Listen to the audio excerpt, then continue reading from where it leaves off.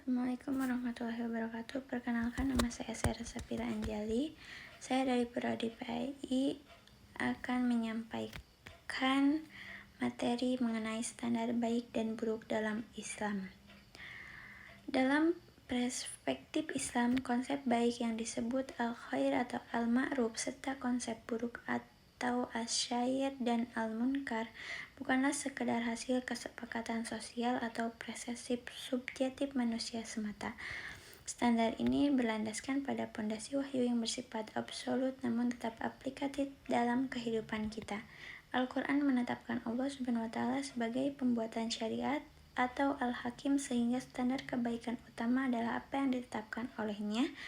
Hal ini ditinjau dari dua sisi. Fitrah manusia, Allah telah menanamkan kecenderungan pada kebaikan di dalam jiwa manusia, sebagaimana disebutkan dalam surat Asy-Syams ayat 8. Keadilan dan kebajikan.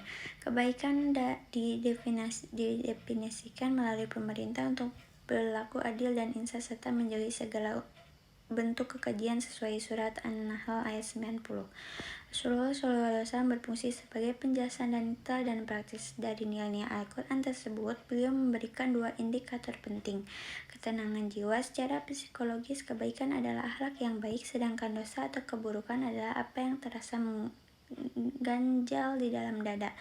Berdasarkan hadis riwayat Muslim, manfaat sosial, standar kebaikan juga diukur dari seberapa besar manfaat seseorang bagi lingkungan sekitarnya, sesuai prinsip khairunas aflahuhum linnas.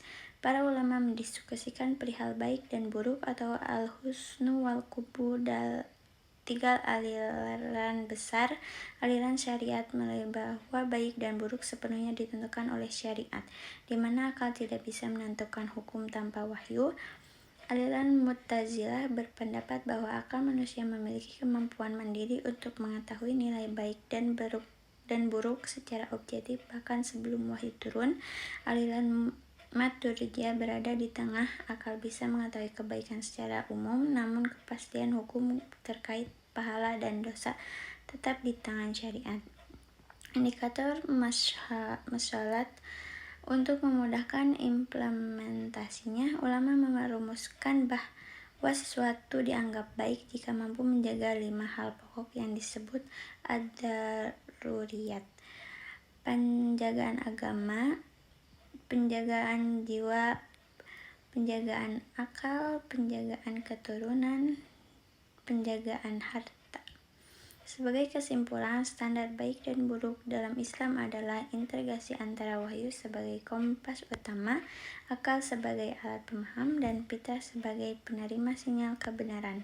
Kebaikan sejati adalah yang mendatang kemaslahatan di dunia dan keselamatan di akhirat. Penyampaian itu saja yang bisa saya sampaikan. Assalamualaikum warahmatullahi wabarakatuh.